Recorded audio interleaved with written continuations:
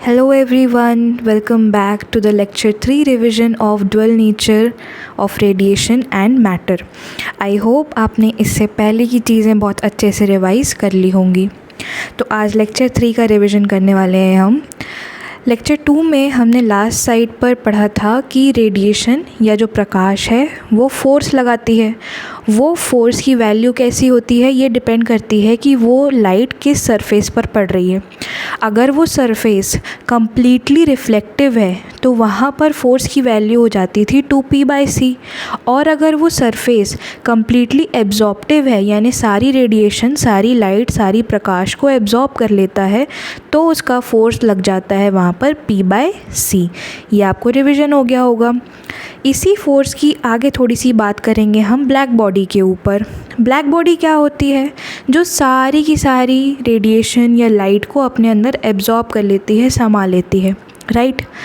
तो black body देख करके काफ़ी घबराना नहीं है। Black body means completely absorptive surface, ठीक, यानी कि केस 2 की बात हो रही है यहाँ पर, राइट। तो हमारा कॉन्सेप्ट यहीं से स्टार्ट होगा आज का। Force on a black body due to light beam having intensity I. पहले एग्जाम्पल में हम देखने वाले हैं कि मेरे पास एक स्फीयर है जो कि ब्लैक बॉडी है, यानी कि ये जितनी रेडिएशन इसकी तरफ पड़ रही होगी उसे ये अपने अंदर एब्जॉर्ब कर लेने वाला है, राइट। फोर्स का फॉर्मूला तो मुझे क्लियर है अभी से ही कि force is equals to p/c लगने वाला है। ये बात तो मुझे क्लियर है। क्यों? क्योंकि ब्लैक बॉडी क्या होती है? कम्प्लीटली एब्जॉर्प्टिव होती है, तो फोर्स का फॉर्मूला लगेगा p/c। अब पावर क्या है? सी तो मुझे पता है। पावर क्या होती है? अच्छा, पावर के लिए थोड़ा सा पीछे जाना पड़ेगा। हमने पढ़ा है intensity is equals to power upon area होता है, यानी पावर को मैं इंटेंसिटी इंटू एरिया लिख सकती हूँ, राइट, लिख सकती हूँ। पर यहाँ एरिया क्या लेना है? बहुत बच्चे ये गलती करते हैं। एरिया इस पूरे स्फीयर का नहीं लेना है, एरिया हमें परछाई का लेना है। इसे ऐसे समझो, बचपन में आपने करा भी होगा ना, बॉल लिया आपने, एक तरफ से उसके लाइट मारो और दीवार पर देखो कि कैसी इमेज बनती है। तो आपको क्या दिखेगा? भले ही आपने स्फीयर लिया है लेकिन आपकी लाइट जो है तो वो एक ही साइड से पड़ रही है, तो पीछे आपको वॉल में एक सर्कल दिखेगा। तो यहाँ पर हमको परछाई का एरिया लेना है। परछाई को ही अंग्रेज़ी में कहा जाता है प्रोजेक्टेड एरिया। जो बच्चे जैसे पढ़ते हैं तो टफ़ लगता है काफ़ी, लेकिन प्रोजेक्टेड एरिया का मतलब होता है जो भी परछाई पड़ रही हो। बात समझ में आ गई? अगर मेरे को वैसी इमेज मिलेगी तो मैं अटैच कर दूँगी वीडियो में, ओके। तो ये सर्कल जैसी कुछ परछाई पड़ेगी इस स्फीयर की। रेडियस वही रहने वाला है जो इस स्फीयर का है, वही इस प्रोजेक्टेड एरिया का भी रेडियस रहने वाला है। तो यहाँ मैं एरिया में πr² लूँगी, ना कि स्फीयर का एरिया। बात समझ में आ गई? इसी पावर को उठा के यहाँ पर रख दो अपॉन c, ये आपका फोर्स हो गया। यहाँ पर आपने परछाई का एरिया रखा है, ये बात ध्यान रखना। एग्जाम्पल 2 में देखो, एग्जाम्पल 2 में हमारे पास है एक सिलेंडर। सेम उसी तरीके से सिलेंडर भी हमारी ब्लैक बॉडी है, यानी कि कम्प्लीटली एब्जॉर्प्टिव होगी। तो फोर्स कितना लगने वाला है? p/c। अब फिर से पावर ढूंढने की दिक्कत हो गई। अच्छा, यहाँ भी रेडिएशन एक तरफ से पड़ रही है, इंटेंसिटी आई की। अब आप जब एक सिलेंडर को मान लो आपने सामने रखा, ये एक्सपेरिमेंट करके भी देख सकते हो। आप एक साइड से सिलेंडर के लाइट मारो, आपको दीवार पर क्या बनता हुआ दिखेगा? एक रेक्टेंगल बनता हुआ दिखेगा। तो वो क्या हो जाएगी? हमारी परछाई या फिर प्रोजेक्टेड एरिया। अच्छा, अब इस रेक्टेंगल की ज़रा डायमेंशंस पता करो, वो कैसा दिखेगा? ये हो जाएगा इसका 2r, है ना। इमेजिन करो, देखो physics is a game of imagination. Imagine नहीं करोगे तो समझ में नहीं आएगा। ये पूरी चीज़ आपको वॉल पे बनती हुई दिखेगी ना एज ब्रेथ, तो ये आपको 2r दिखने वाला है। ये तो आपकी सेम रहने वाली है हाइट, जितना आपने हाइट सिलेंडर का लिया है उतना ही दिखेगा आपको वॉल पे। तो ये तो h रहने वाली है। तो वापस से हम पावर के फॉर्मूले में जब इंटेंसिटी इंटू एरिया करना होगा तो हम क्या लेके चल रहे होंगे? कौन सा एरिया लेके चलेंगे? हमारे प्रोजेक्टेड एरिया यानी कि रेक्टेंगल का एरिया लेके चल रहे होंगे। तो लेंथ इंटू ब्रेथ कर दो, हाइट इंटू 2r, तो एरिया क्या आ गया? 2rh। पावर मिल गई फिर से, इंटेंसिटी इंटू 2rh। अब यही फोर्स वाले फॉर्मूले पे फिर से आ जाओ, इंटेंसिटी इंटू प्रोजेक्टेड एरिया यानी कि परछाई का एरिया, है ना, I2RH अपॉन c, ये आपका फोर्स हो गया। तो ब्लैक बॉडी का फोर्स निकालने के लिए आपको सिर्फ और सिर्फ परछाई निकालना आना चाहिए, जो आप बचपन में गेम करते करते भी सीख जाते थे, राइट। अब देखो एग्जाम्पल 3 में मैंने लिया है कोन। अब देखो, अब आपके लिए एग्जाम्पल्स ईजी हो जाएंगे। अब आप तुरंत इमेजिन कर सकते हो, आपने कोन को रखा, लाइट मारी, पीछे क्या बन गया, फिर से सर्कल ही बनेगा आपका परछाई या प्रोजेक्टेड एरिया। तो फिर से यहाँ पर आपको पावर की जगह पर intensity into area of the circle रखना है, पाई आर स्क्वायर रखना है, तो ये आपका फोर्स आ जाएगा। एग्जाम्पल 4 में देखो, आपने लिया है एक ऐसा कोन जो कि खड़ा हुआ है, राइट। फिर से इमेजिन करके देखो, आप एक खड़ा सा कोन ले लो 3D, उस पर एक तरफ से लाइट मारो, पीछे आपका क्या बन रहा होगा, परछाई प्रोजेक्टेड एरिया कैसा बन रहा होगा, एक ट्रायंगल बन रहा होगा, राइट। तो अब इस ट्रायंगल का एरिया हम डालेंगे किस में, इंटेंसिटी इनटू एरिया में। तो इसका एरिया कैसे होगा, half into base into height होगा। तो देखो इंटेंसिटी लिख लिया हाफ, बेस था 2r और यहाँ पर हाइट हो गई h। तो फोर्स के फॉर्मूले में, अच्छा फोर्स का फॉर्मूला P/c क्यों ले रहे हैं, ये बात तो समझ में आ ही रही होगी, क्योंकि हमने ब्लैक बॉडी ली है जो कि कम्प्लीटली एब्जॉर्प्टिव होती है, इसीलिए यहाँ पर फोर्स का फॉर्मूला P/c यूज़ करते हैं। ओके, पावर की जगह इंटेंसिटी इनटू परछाई का एरिया अपॉन c। बात समझ में आ गई होगी इसकी। ओके, तो अब हम स्टार्ट करने वाले हैं हमारे चैप्टर का जो कि मेन टॉपिक है और इसी के नाम से इसको बुलाया भी जाता है, वो है हमारा फोटो इलेक्ट्रिक इफ़ेक्ट। पढ़ लिया होगा आप लोगों ने, काफ़ी जल्दी इसे कवर करेंगे। ओके, फोटो इलेक्ट्रिक इफ़ेक्ट में सबसे पहले समझने वाली बात होती है वर्क फंक्शन। पहले भी पढ़ लिया है इसको, एक बार फिर से देख लेते हैं। क्या होता है आपको पता है ना, मेटल में फ्री इलेक्ट्रॉन्स घूम रहे होते हैं, लेकिन वो सिर्फ उसके अंदर घूम सकते हैं, बाहर नहीं निकल सकते हैं। बाहर क्यों नहीं निकल सकते, क्योंकि वो जैसे ही बाहर निकलने की कोशिश करते हैं, जो पॉजिटिव आयंस अंदर बचे हुए हैं ना, वो एक अट्रैक्टिव पुल लगाते हैं, उससे इलेक्ट्रॉन्स वापस अंदर ही खींच जाते हैं। अब हमको उन इलेक्ट्रॉन्स को अगर बाहर निकालना है तो कुछ एक मिनिमम एनर्जी देनी पड़ेगी, जिससे वो जो फोर्स ऑफ अट्रैक्शन लग रहा है ना अंदर के पॉजिटिव चार्ज और निकलते हुए इलेक्ट्रॉन के बीच में, वो ओवरकम हो जाए और इलेक्ट्रॉन हमारा बाहर आ जाए। बस यही जितना भी मिनिमम हमको एनर्जी लग रही है ना उस इलेक्ट्रॉन को उस जंजाल से निकालने में, उसी को वर्क फंक्शन बोलते हैं हमारी देसी भाषा में, लेकिन उसे हम इंग्लिश में भी एज अ डेफिनेशन पढ़ लेते हैं, बिकॉज बोर्ड्स वाले बच्चों के लिए ये 1 मार्कर में भी आ सकती है, राइट। तो वर्क फंक्शन क्या है, the minimum energy required by the electron to eject from metal surface is called work function. आप लिख सकते हो, हम इसे फाई से रिप्रेजेंट करते हैं, मेजर इलेक्ट्रॉन वोल्ट में करते हैं, और ये 2 चीज़ों पे डिपेंड करता है। ये मैंने यहाँ नहीं लिखा है, ये बहुत पहले वाले लेक्चर 1 में है ये शायद, कि जो वर्क फंक्शन है वो 2 चीज़ों पे डिपेंड करता है। एक तो आपका मेटल क्या है, अलग अलग टाइप के मेटल, और दूसरा नेचर ऑफ द सरफेस क्या है आपके मेटल का, ठीक।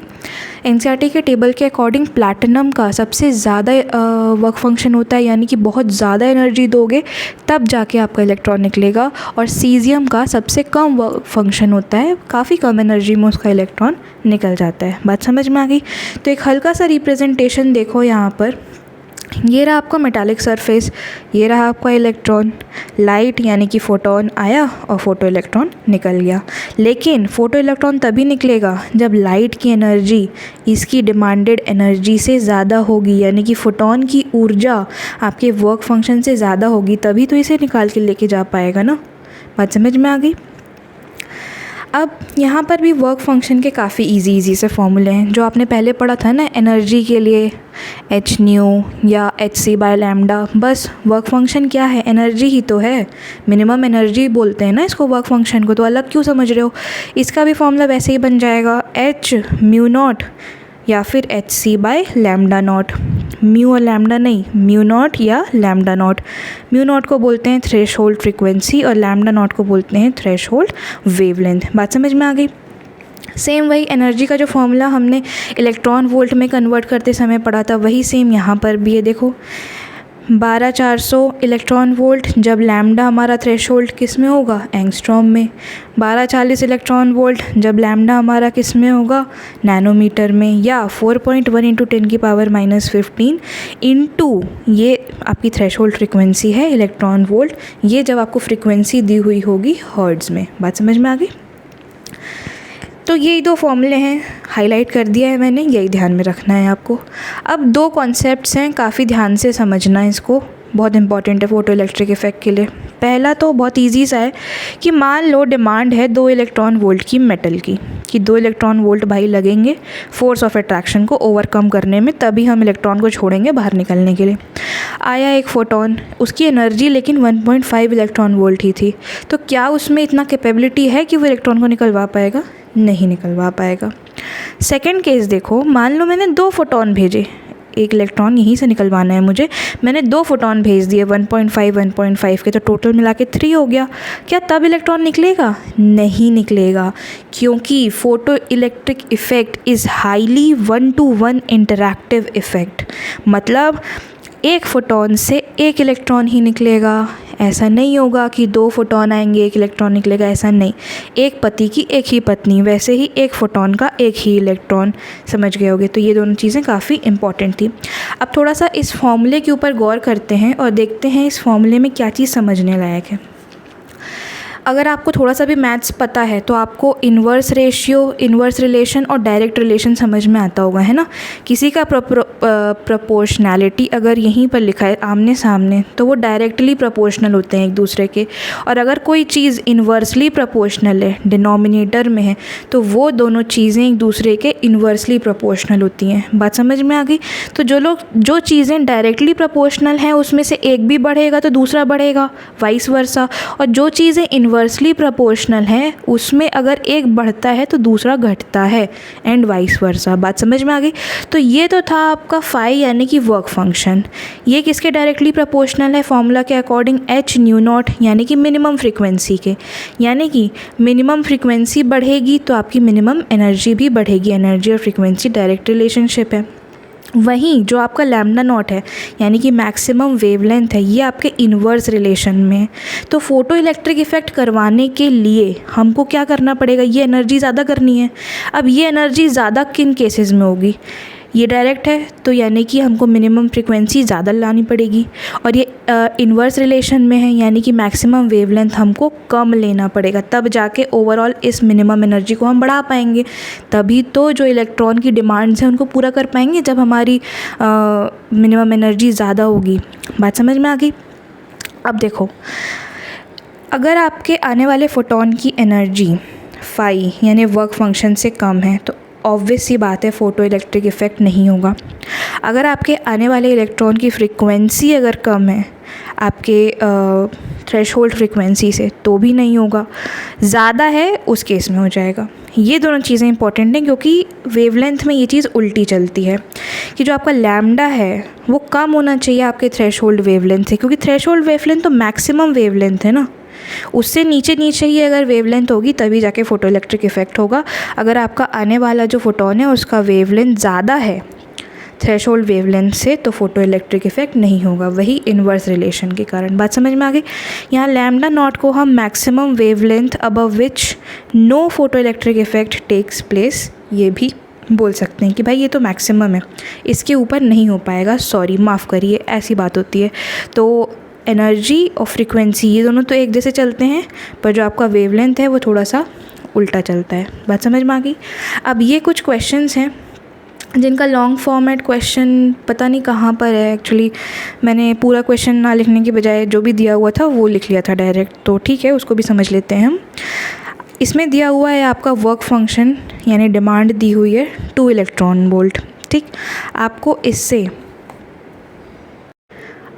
इससे निकालनी है आपकी थ्रेशोल्ड वेवलेंथ और थ्रेशोल्ड फ्रीक्वेंसी। तो आप इसको फटाफट से खुद से ट्राई करो। देखो, इलेक्ट्रॉन वोल्ट में दिया हुआ है सामान आपका, तो इलेक्ट्रॉन वोल्ट वाला ही फार्मूला भी यूज़ होगा। डायरेक्ट फार्मूला चिपकाना है।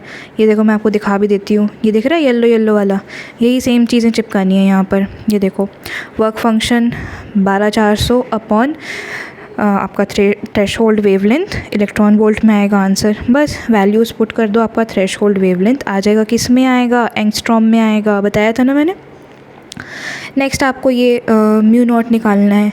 इसमें भी आप डायरेक्ट फार्मूला यूज़ कर सकते हो। देखो ये वाली चीज़ पहली बार एप्लीकेशन में आई है, ये देखो ये वाली 4.1 × 10⁻⁻15 into mu naught electron volt में आंसर आएगा आपका, राइट। तो इस चीज़ को डायरेक्ट यहाँ पर एप्लीकेशन कर लो। 4.1 इंटू 10⁻⁻15 इंटू आपकी थ्रेशोल्ड फ्रिक्वेंसी इलेक्ट्रॉन वोल्ट में। यहाँ पे ये गिवन है आपको 2, सॉल्व कर लो, ये निकालने के लिए आपका आ जाएगा आंसर हर्ट्ज़ में। ठीक, नेक्स्ट क्वेश्चन देखो, थ्रेशोल्ड वेवलेंथ दी हुई है आपको यहाँ पर लैम्डा नॉट 6800 एंगस्ट्रॉम दिया हुआ है, और इस बार वर्क फंक्शन पूछा है, उल्टा पूछा है, ये भी डायरेक्ट फार्मूला से सॉल्व हो जाएगा। नेक्स्ट क्वेश्चन है आपका, ये सब क्वेश्चंस आपको करने हैं खुद से, ठीक है, आपको पॉज करना है, खुद से ट्राई करना है, उसके बाद एक्सप्लेनेशन सुनना है। यहाँ पर फिर से आपको वर्क फंक्शन दिया हुआ है, यहाँ पर लॉन्गेस्ट वेवलेंथ, अच्छा ये वर्ड देखो, मैं ये बताना भूल गई आपको, ये जो आपका मैक्सिमम वेवलेंथ है ना, इसी को cut off wavelength, longest wavelength या थ्रेशोल्ड वेवलेंथ भी बोलते हैं। ठीक, तो इससे कंफ्यूज मत होना अगर किसी भी क्वेश्चन में ये आ जाता है तो यहाँ पर लॉन्गेस्ट वेवलेंथ पूछी गई है, यानी कि वही आपका थ्रेशोल्ड वेवलेंथ। और क्वेश्चन में जो ऑप्शंस है वो आपके नैनोमीटर में दिए हुए हैं, यानी कि इस वाले फॉर्मूला में ये जो आपने पढ़ा था यहाँ पर, जिसमें आपको लैम्डा नैनोमीटर में मिल जाए, आप ये वाला फॉर्मूला यूज़ करोगे, 12400 वाला नहीं, यहाँ पर तो एंगस्ट्रॉम में मिल रहा था, यहाँ नैनोमीटर वाला यूज़ करना है। तो आपने रख दिया 1240 electron volt upon lambda naught, यहाँ से करके आपको लैम्डा नॉट आपको नैनोमीटर में मिल जाने वाला है। बात समझ में आ गई? ओके, सो नेक्स्ट क्वेश्चन में गिवन था कि एक सोडियम लैम्प है और एक कॉपर लैम्प है। ठीक, तो उसका सोडियम लैम्प का दिया हुआ था आपका वर्क फंक्शन 2.3 इलेक्ट्रॉन वोल्ट, और कॉपर का दिया हुआ था आपका 4.5 इलेक्ट्रॉन वोल्ट। ये गिवन वैल्यू था और आपसे पूछ रहा था calculate the ratio of threshold wavelength. तो थ्रेशोल्ड वेवलेंथ निकालना है, यानी कि वो वाला फॉर्मूला यूज़ करना पड़ेगा जहाँ वेवलेंथ आती हो। तो ये हमने पढ़ लिया था पीछे भी कि work function is equals to hc by lambda not. अब देखो इन्वर्स रिलेशन है ना, ये देखो phi is inversely related to threshold wavelength. तो threshold wavelength of sodium upon threshold wavelength of copper करेंगे तो कॉपर वाले वर्क फंक्शन को ऊपर रखेंगे और सोडियम वाले को नीचे, क्योंकि इन्वर्स है, डायरेक्ट होता तो आमने सामने रख देते। अब इनकी वैल्यूज़ रख के अप्रॉक्सीमेटली लेने के बाद में जैसा ऑप्शन था उसके अकॉर्डिंग आंसर आपका 2:1 बन जाएगा। ओके, अब एक कॉन्सेप्चुअल नोट हमको करना है फोटो इलेक्ट्रिक इफ़ेक्ट के बारे में, जो कि काफ़ी इम्पॉर्टेंट है। सबसे पहले तो इसका सेटअप समझो कि आपका ये मेटल है, मेटल में एक इलेक्ट्रॉन घूम रहा है, बढ़िया, इसका एक वर्क फंक्शन दिया हुआ है आपको 2 इलेक्ट्रॉन वोल्ट। आपने एक फोटोन फेंक के मारा जिसकी एनर्जी कितनी गिवन है 3.5 इलेक्ट्रॉन वोल्ट। तो क्या फ़ोटो इलेक्ट्रिक इफेक्ट होगा? हाँ जी बिल्कुल होगा। ठीक है, इलेक्ट्रॉन आपका बाहर निकल गया। ये जो इलेक्ट्रॉन बाहर निकला है ये कितनी तेज़ी से बाहर निकलेगा ये कैसे पता करेंगे? तो देखो 3.5 में से 2 इलेक्ट्रॉन वोल्ट तो आपके कॉम्पनसेशन में चला गया, जो फोर्सेस ऑफ अट्रैक्शन है उनको कॉम्पनसेट करने में चला गया। अब जो इलेक्ट्रॉन बाहर निकला है उसके पास जो एनर्जी बचेगी वो कितनी बचेगी? 3.5 माइनस 2 यानी कि 1.5 इलेक्ट्रॉन वोल्ट बचेगी। यही तो आपकी काइनेटिक एनर्जी है जिससे कि इलेक्ट्रॉन बाहर निकल रहा है। बात समझ में आ गई? नॉर्मल सा हम इसे ऐसा इक्वेशन भी बना सकते हैं कि फोटोन की एनर्जी में से अगर हम वर्क फंक्शन जो कि डिमांडेड एनर्जी थी फोर्स ऑफ अट्रैक्शन को ओवरकम करने की, उसको माइनस कर देते तो हमारी काइनेटिक एनर्जी आ जाती है। लेकिन जो आपका कॉन्सेप्चुअल नोट है वो ये नहीं है, ये तो आपने समझ लिया। कॉन्सेप्चुअल नोट ये है कि जो निकलने वाले सभी इलेक्ट्रॉन की काइनेटिक एनर्जी सेम नहीं होती है, 0 से लेकर काइनेटिक एनर्जी मैक्स तक के वैरी करती है। ऐसा क्यों? तो अब बात समझो। यहाँ पर हमने ये काइनेटिक एनर्जी मैक्स भी लिखा था, डाउट आया होगा क्यों लिखा है। देखो यहाँ पे समझो, मेटल में ऐसा तो है नहीं कि इलेक्ट्रॉन एक ही जगह पर है, सब जगह पर है। तो जो भी इलेक्ट्रॉन सरफेस पर है उसको किसी से भिड़ना तो है नहीं, उसके ऊपर जैसे ही फोटोन पड़ा उसने सारी एनर्जी जो है वो ले ली, कहीं कोलिजन में नहीं गई, तो डायरेक्टली काइनेटिक एनर्जी मैक्सिमम कितना आ गया? 3.5 माइनस 2 इलेक्ट्रॉन वोल्ट, जो कि आपका वर्क फंक्शन है, वो आ गई आपकी काइनेटिक एनर्जी। ये मैक्सिमम है ना, इससे ज़्यादा कर सकता है क्या कोई भी इलेक्ट्रॉन? नहीं कर सकता, इक्वेशन सही नहीं आएगा ना। अब अगर कोई इलेक्ट्रॉन डीप डाउन है, किसी शेल में है, उस पर अगर ये इलेक्ट्रॉन आके पड़ रहा है, उसको निकालने की कोशिश कर रहा है, तो पहले तो बेचारा अंदर ही अंदर वो कोलाइड करेगा। अब अपने ही भाई बंधों से, पॉजिटिव आयन से, थोड़े और इलेक्ट्रॉन से, तो कुछ एनर्जी वर्क फंक्शन में तो इतनी लगेगी ही लगेगी। मेटल तो इतना रिक्वायरमेंट है ही जो देना ही देना है 2 इलेक्ट्रॉन वोल्ट। कोलिजन की एनर्जी एक एक्स्ट्रा लग गई, मान लो इस केस में कोलिजन की एनर्जी 1 इलेक्ट्रॉन वोल्ट लग गई, तो अब ये कितनी स्पीड से बाहर निकल रहा होगा, 3.5 -2 -1, यानी कि इसकी काइनेटिक एनर्जी कितनी हो जाएगी, 0.5 हो जाएगी। तो ये जो काइनेटिक एनर्जी हम मैक्स लिखते हैं ना यहाँ पे, इसीलिए इस इक्वेशन में मैक्सिमम लिखना पड़ता है कि इन दोनों को माइनस करने से सिर्फ मैक्सिमम आएगी। जब यहाँ पर हम क्या कंसिडर नहीं कर रहे हैं, कोलिजन कंसिडर नहीं कर रहे हैं। बात समझ में आ गई? इसी को आइंस्टीन इक्वेशन बोलते हैं और law of conservation of energy पर बेस्ड है। ऑब्वियस ही बात है, इज इक्वल्स टू के इस तरफ जितनी एनर्जी थी, इज इक्वल्स टू के इस तरफ उतनी ही एनर्जी है।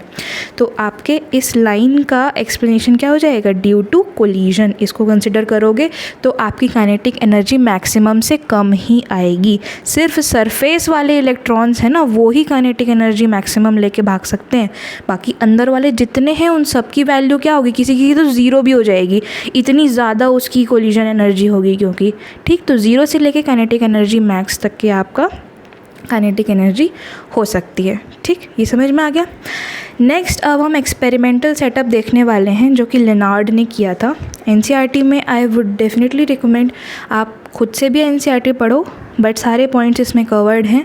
आप एक बार जब खुद से एनसीईआरटी पढ़ोगे आपको बहुत अच्छे तरीके से समझ में आ जाएगा। सबसे पहले तो एक सेटअप है जिसमें कि ये ग्लास ट्यूब है, ऐसा विंडो बना हुआ है जहाँ से लाइट आ रही है। दो मेटल प्लेट्स हैं जिनको इलेक्ट्रोड बोलते हैं हम। एक को बोलते हैं एमिटर, एमिटर क्यों, क्योंकि इससे इलेक्ट्रॉन्स निकलने वाले हैं। और एक को बोलते हैं कलेक्टर, क्योंकि यहाँ पर आके इलेक्ट्रॉन्स कलेक्ट होंगे और सर्किट कंप्लीट होगा और यहाँ से करंट बहेगा। इसको मेजर करने के लिए हमने एक माइक्रो एमीटर लगा के रखा हुआ है। इन दोनों इलेक्ट्रोड्स के बीच में पोटेंशियल डिफरेंस क्रिएट करने वाली हमारी बैटरी भी है जो कि वेरिएबल वोल्टेज सप्लाई करती है, यानी कि ये जो वोल्टेज है ये इसको हम वेरी कर सकते हैं, है ना, फिक्स्ड नहीं है। तो ये बैटरी इन दोनों के बीच में जो पोटेंशियल डिफरेंस मेंटेन कर रही है वो हमारा वोल्टमीटर मेजर कर लेगा। ठीक, अब देखो यहाँ से हमने लाइट गिराई।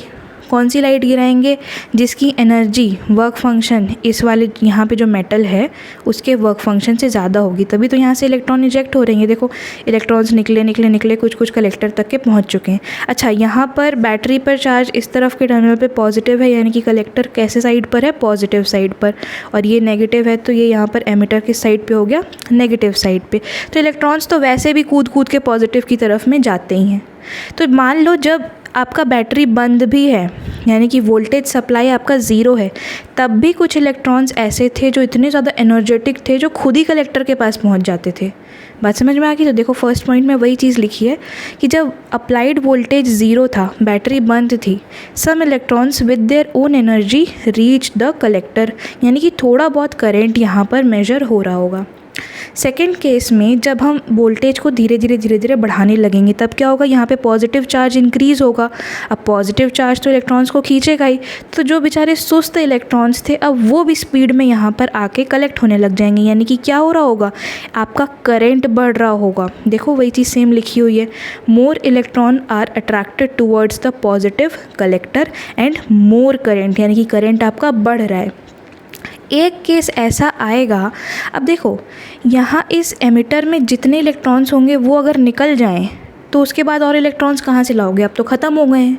तो एक समय ऐसा आएगा जब आप कितना भी वोल्टेज बढ़ा लो, आपको कलेक्टर पर सारे इलेक्ट्रॉन्स खींच लिए हैं कलेक्टर ने, अब क्या खींचोगे, अब तो ख़त्म हो गए इलेक्ट्रॉन्स। तो आपका आ जाएगा आई मैक्स, यानी कि करंट मैक्सिमम आ जाएगा, जिसे सैचुरेशन करंट भी बोलते हैं। तो after a certain time on increasing voltage, जब आप वोल्टेज बढ़ा भी रहे होगे, all electrons available in the metal have reach the collector, collector पहुँच चुके हैं, तो अब कोई और इलेक्ट्रॉन नहीं है, तो आपका करंट क्या हो जाएगा, सैचुरेट हो जाएगा। बात समझ में आ गई? देखो अब इसी चीज़ को हमने ग्राफ पर रिप्रेजेंट कर दिया। यहाँ हमने ग्राफ किन किन चीज़ों के बीच में लिया है, करंट और आपका वोल्टेज जो आप सप्लाई कर रहे हो बैटरी से, है ना। ज़ीरो वोल्टेज पर भी आपने देखा था कुछ उचकते हुए इलेक्ट्रॉन्स थे जो कलेक्टर के पास पहुंच जा रहे थे, है ना, क्योंकि उनमें इतनी ज़्यादा एनर्जी थी। तो करंट ज़ीरो तो नहीं था तब भी, है ना, कुछ तो करंट यहाँ पे था। नहीं अगर रिकॉल हो रहा है तो ये देखो यहाँ पे पढ़ लो, when applied voltage is zero, थोड़ा बहुत करंट आपका है ना। अब जब आप क्या करोगे, धीरे धीरे आपने वोल्टेज बढ़ाया, देखो यहाँ पर करंट भी बढ़ रहा है, क्योंकि जो आपका पॉजिटिव चार्ज है कलेक्टर पर वो इलेक्ट्रॉन्स को अपनी तरफ खींच रहा है, करंट बढ़ रहा है। लेकिन एक समय के बाद सारे ही इलेक्ट्रॉन्स जो एमिटर से निकले थे वो कलेक्टर पर पहुँच जाएंगे। तो आप वोल्टेज बढ़ाते रहोगे, बट आपका करंट क्या होगा, नहीं बढ़ेगा। मैक्सिमम अपनी पॉसिबल वैल्यू पे पहुंच चुका है करंट। यहाँ पर ये सैचुरेशन करंट हो गया है या मैक्सिमम करंट हो गया है। बात समझ में आ गई। तो इस ग्राफ को काफ़ी अच्छे से आप समझना, बिकॉज इतने क्वेश्चंस आते हैं नीट में, बोर्ड्स में, हर तरह से फोटो इलेक्ट्रिक इफ़ेक्ट बहुत ज़्यादा इम्पॉर्टेंट है। ओके, तो इस ग्राफ को अब आपने समझ लिया। सबसे इम्पॉर्टेंट पॉइंट क्या है, यहाँ 0 वोल्ट से स्टार्ट करना। ठीक, आपका ग्राफ बढ़ रहा है, एक समय के बाद इलेक्ट्रॉन्स ख़त्म, करंट भी आपका मैक्सिमम पहुंच चुका है। ठीक, अब मैंने क्या किया, अब तो हो गया, अब और क्या एक्सपेरिमेंट कर लूँ मैं इसके साथ। ठीक है, मैं मतलब वोल्टेज बढ़ा रही हूँ, करंट बढ़ा, एक समय के बाद मैं बढ़ा रही हूँ, करंट आपने मैक्सिमम पे पहुँच गया, बढ़ नहीं रहा है। अब मैं क्या करती हूँ, इस बैटरी को, इसकी जो पोलैरिटी है वो रिवर्स कर देती हूँ। यानी यहाँ नेगेटिव आ जाएगा, यहाँ पॉजिटिव आ जाएगा। यानी यहाँ नेगेटिव आया है, यानी कि कलेक्टर अब नेगेटिवली चार्ज हो जाएगा। नेगेटिवली चार्ज चीज़ आते हुए इलेक्ट्रॉन्स जो कि खुद ही नेगेटिव है उनको तो रिपेल करेगी। हाँ, अब इससे गेम खेलेंगे हम। तो अब हमने क्या किया, पोलैरिटी जो बैटरी की है उसको रिवर्स कर दिया। ठीक, तो अब देखो यहाँ जितने इलेक्ट्रॉन्स पहुँच रहे होंगे उनको ये क्या करेगा, रिपेल करेगा। ये जितने आ रहे हैं ये पीछे खसकते जाएंगे, पीछे। एक ऐसा वोल्टेज आएगा, आप बढ़ाते जा रहे हो ना, यहाँ से वोल्टेज बढ़ाते जा रहे हो, पर कैसे बढ़ा रहे हो, नेगेटिव में वोल्टेज बढ़ा रहे हो। एक ऐसा नेगेटिव वोल्टेज का टाइम आएगा जब सारे इलेक्ट्रॉन्स आपके निकल ही नहीं पाएंगे। जो सबसे ज़्यादा शैतान भी थे ना, जो बिल्कुल बहुत हाईली एनर्जेटिक थे, वो इलेक्ट्रॉन्स भी अब यहीं के यहीं रह जाएंगे। ये लोग यहाँ पर नहीं आ पाएंगे। यानी आपने इलेक्ट्रॉन्स के मूवमेंट को क्या कर दिया, स्टॉप कर दिया। इसीलिए इसको बोलते हैं स्टॉपिंग पोटेंशियल। ऐसा पोटेंशियल जिस पे इलेक्ट्रॉन्स बिल्कुल रुक जाएं, कोई एक भी कलेक्टर तक ना पहुँच पाए। बात समझ में आई। इसको एक ऐसे एग्जाम्पल से समझते हैं कि जैसे छुट्टी हुई, ठीक, एक स्कूल की, तो वहाँ पर नर्सरी के भी बच्चे हैं, क्लास 1 के भी, क्लास 7 8 के भी, क्लास 11 12 के भी। ठीक, छुट्टी हुई, सब के सब दौड़ते भागते हुए निकले और सामने आप खड़े हो गए एज अ गार्ड। ठीक, जो कि पोटेंशियल है। अब आपने रोकने की कोशिश करी, तो आप छोटे छोटे बच्चों को तो आराम से रोक दोगे, ए चल खसक, ऐसे वाली चीज़ से। लेकिन आ रहे हैं आपके पास 7वीं 8वीं के अच्छे हट्टे कट्टे बच्चे आ रहे हैं, तो आप उनको रोक पाओगे क्या, नहीं। और उससे भी भयानक एनर्जी वाले आ रहे हैं, आपके 11 12 वाले बच्चे आ रहे हैं, आप उनको रोक पाओगे क्या, नहीं। आपकी अचीवमेंट एज अ गार्ड कब मानी जाएगी, जब आप सबसे ज़्यादा एनर्जेटिक बच्चा रोक लोगे। तो सबसे ज़्यादा एनर्जेटिक को रोक लोगे तो नीचे वाले तो अपने आप रुक जाएंगे ना। सेम चीज़, जो आपका स्टॉपिंग पोटेंशियल होता है ना, वो डिपेंड करता है सबसे एनर्जेटिक इलेक्ट्रॉन पर, यानी जिसकी काइनेटिक एनर्जी मैक्सिमम होगी उस वाले इलेक्ट्रॉन पर। क्योंकि अगर आपने उसको रोक दिया तो भाई साहब नीचे वाले तो अपने आप रुक जाने हैं। बात समझ में आ गई। इस बात को अभी हम आगे पढ़ने वाले हैं, उससे पहले एक चीज़, इसका भी ग्राफ देख लो। अभी तक के ग्राफ में हम क्या कर रहे थे, पोटेंशियल को पॉजिटिव में इंक्रीज़ कर रहे थे, तो इस तरफ वाला ग्राफ बना था। अब मैं क्या कर रही हूँ कि हमने पोलैरिटी रिवर्स कर दी है, अब हम पोटेंशियल को नेगेटिव में इंक्रीज़ कर रहे हैं। एक ऐसा पोटेंशियल का पॉइंट आएगा जहाँ पर करंट क्या हो जाएगा, ज़ीरो, क्योंकि कोई भी इलेक्ट्रॉन नहीं पहुँच पा रहा है कलेक्टर तक, तो सर्किट कंप्लीट हुआ ही नहीं, तो आपका करंट क्या हो गया, ज़ीरो। और इसी पोटेंशियल को स्टॉपिंग पोटेंशियल बोलते हैं, potential at which current becomes zero. बात समझ में आ गई। एक बार फिर से यहाँ पर देख लो, ऐसा पोटेंशियल लगा रहे हो आप जिससे सारे इलेक्ट्रॉन यहीं रह जा रहे हैं, इलेक्ट्रॉन यहाँ पे आ ही नहीं पा रहे हैं, तो करंट मेजर हो पाएगा क्या, नहीं, करंट भी क्या हो जाएगा, ज़ीरो हो जाएगा।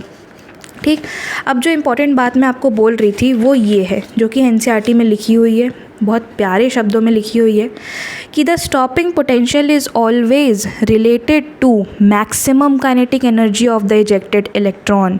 वही मैंने स्कूल वाले एग्जाम्पल से समझाया, सबसे तेज़ वाले को रोक लिया तो सबको रोक लेंगे, समझे। इसीलिए आप जो बॉडीगार्ड हो, है ना, आप पोटेंशियल हो, आपकी कैपेबिलिटी कैसे देखी जाएगी? जो सबसे तेज़ एनर्जेटिक बच्चा होगा, आपने अगर उसको रोक लिया, यानी कि आप नीचे वाले सबको रोक दोगे। तो kinetic energy max is equals to EV0। ये क्या है? Stopping potential is always related to maximum kinetic energy of the ejected electron. Hope so आपको ये बात समझ में आ गई होगी। तो आज यहीं तक पढ़ेंगे। एंड मैं फिर से कह रही हूँ, आप इसके बाद जा कर के अपनी NCERT खोलेंगे, NCERT को अच्छे से रीड करेंगे और इस लेक्चर में अभी जितनी चीज़ें हमने रिवाइज़ करी हैं उसको एक पेपर में छोटे छोटे पॉइंट्स में जो भी इंपॉर्टेंट लगें, ये नहीं कि सब लिखना है, ये डायग्राम बनाना है, ऐसा कुछ भी नहीं करना है। बात समझ में आ गई? मिलते हैं कल वाले रिविजन लेक्चर में। Till then study hard and stay motivated and positive. Bye bye.